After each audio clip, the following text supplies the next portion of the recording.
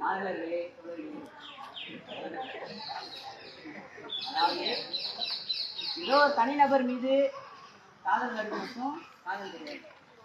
ஒட்டுமொத்த சமுதாயத்தையும் நேசிக்கக்கூடியதும் காதல் தான். அதனால தானே நம்ம எங்க போர் நடந்தாலும் போர் நடக்கக்கூடாது, நம்ம போராட்டம் நடக்கிறோம் பிரசிடென்சில. அது பேரும் காதல் தான். தோழர்கள் ஏதோ நபர் சார்ந்து காதலிக்கிறது மட்டும் காதல் கிடையாது. சமுதாயத்தை நேசிக்கக்கூடியவரும் காதலர்கள் தான். அதனால அவங்க எல்லாமே காதலர்களே அப்படின்னு நினைச்சேன். அதாவது இப்போ காதல்லாம் என்னன்னு சொல்ல வேணான்னு நம்ம வசதி சொல்லிட்டாங்க. நான் அதை பற்றி விளக்கவும் தேவையில்லை. ஏன்னா எந்த கோட்பாட்டின் கீழும் வரையறுக்கப்படாத ஒரு செயல்பாடு தான் காதல்.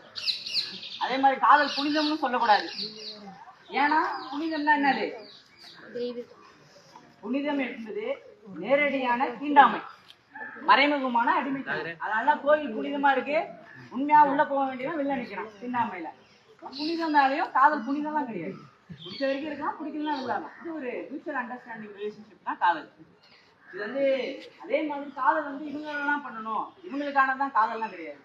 சாதி, மதம், இனம், மொழி மட்டும் இல்ல, பாலின சார், அதாவது தன்பாலின ஈர்ப்பாளர் அவர்களையும் நம்ம ஏற்றுக்கணும். அந்த சமூகமா நம்ம மாறணும். ஏன்னா இன்னைக்கு எல்லாருக்கும் சின்ன வயசுல அமெரிக்கா போகணும் இருக்கும். ஆனா அமெரிக்கால என்ன சொல்லிட்டு இருக்காங்க, டிரான்ஸ்ஜெண்டர்ஸ் அலோடு இல்லை, வெறுமையா இது ஏற்றுக்க முடியுமா?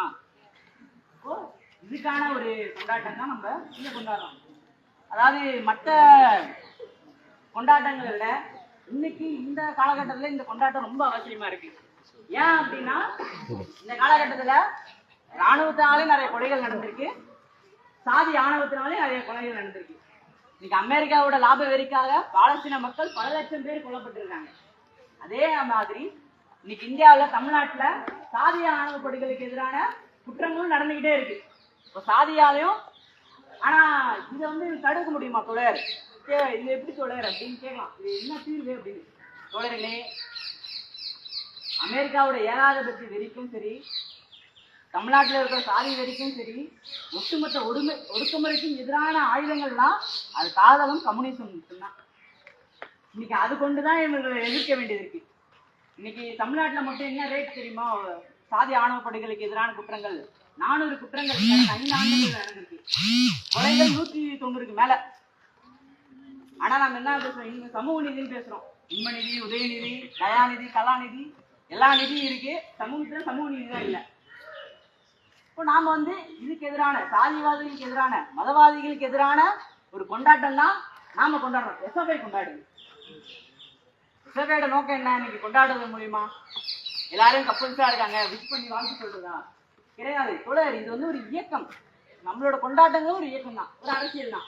இந்த அரசியல் எதை கடந்து? சாதியை கடந்த ஒரு அரசியல், மதத்தை கடந்த தீண்டாமைக்கு எதிரான ஒரு அரசியல் நம்ம பேசக்கூடியது. இப்போ அத்தகைய ஒரு அரசியலை நாம முன்னெடுக்கிறோம். அந்த முன்னெடுப்புக்கான ஒரு கொண்டாட்டம் தான் நம்ம நடந்திருக்கோம். அதே மாதிரி இன்னைக்கு நேற்று உங்க பிரசிடென்சி எஸ்எஃப்ஐ குரூப்ல வேற ஒரு டாக் போயிட்டு இருந்துச்சு. அவர் வந்திருக்காரா?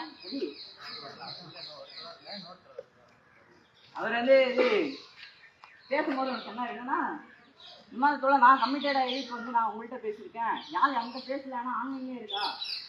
அந்த மாதிரி ஒரு நம்ம அதை கிரிட்டிசைஸ் பண்ண வேணா, விடுங்க. அது இருக்கிற முக்கியமா ஆண் தோழர்கள் சொல்ல வேண்டியது இருக்கு. ஏன்னா இது ஆணாதிக்க சமுதாயத்தில் இருக்கும். கரெக்டா? சேகவரா சொல்றதுதான், ஒரு பெண் உங்கள் முன்னாடி சுதந்திரமாக ஆடி பாடி திரிந்தாள் என்றால் நீங்க தான் உலகத்திலே அழகான ஆண்னு சேகவரா சொல்லிருக்கு. அந்த மாதிரி தன்னோட சக தோழர்களை, அதாவது தோழர்னா சக இணையரை நீங்க மதிக்கணும் அப்படின்றதான் தோழர்களை சொல்லிடலாம் தான் வந்தேன். அது இல்லை போல தோழர்களே. இது மட்டும் இல்லாம இன்னைக்கு கடந்த 2-3 ஆண்டுகளா லவ் ஜிகாட் தெரியல, மாடுபிடி வீரர்கள் மாதிரி காதல் பிடி வீரர்கள், அதாவது காதல் பண்றவங்களாம் அடிச்சு இது பண்றாங்க. மாட்டுக்கு மாட்டு கல்யாணம் எல்லாம் பண்ணி வச்சானுங்க ஆர்எஸ்எஸ் காரங்க.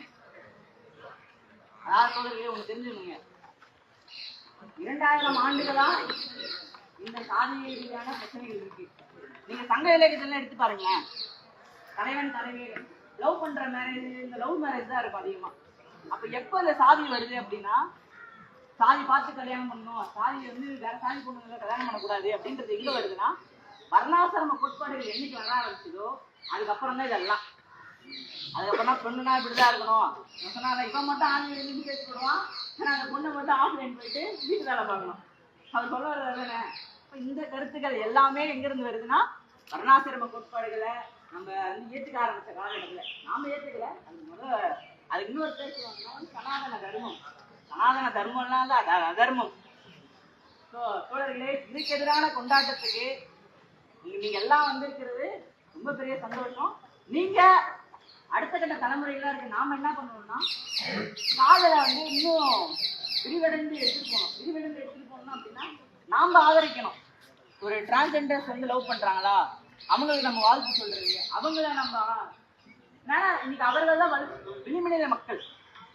நீங்க வந்து சாதி கூட எடுத்துதான், நீ சாதி பார்த்து கூட அப்புறமா அந்த கவர்மெண்ட் மாப்பிள்ளை ஏற்றி குடும்பம்லாம் இருக்குது. அந்த கேட்டகரியில போக வேணாம். ஆனா ஒரு ஆணா இருந்துட்டு இன்னொரு ஆண் மேல் காதல் கொள்வது வந்து ஏற்றுக்கவே இந்த சமூகம் வந்து விரும்பல, இன்னும் ஆரம்பிக்கவே இல்லை. ஸோ அதெல்லாம் நம்ம பேச வேண்டியது இருக்கு. இன்னும் செக்ஸ் எஜுகேஷனை நம்ம இன்னும் எல்லா இடங்களையும் கொண்டு போகணும். ஏன்னா இன்னைக்கு அதெல்லாம் இல்லாதன்னு ஒரு விளைவு தான் ஒருத்தவங்களோட விருப்பமே இல்லாம இன்னொருத்தவங்க அத்துமீறதுக்கான காரணம். ஸோ அந்த வகையில தோழர்கள் போராடவும் செய்யணும், நேசிக்கவும் செய்யணும். இந்த மாதிரி நிகழ்வுல இன்னும் அதிகம் கொண்டு போகணும் அப்படின்னு சொல்லிக்கிட்டு வாய்ப்பளித்த தோழர்களுக்கு நன்றி கூறி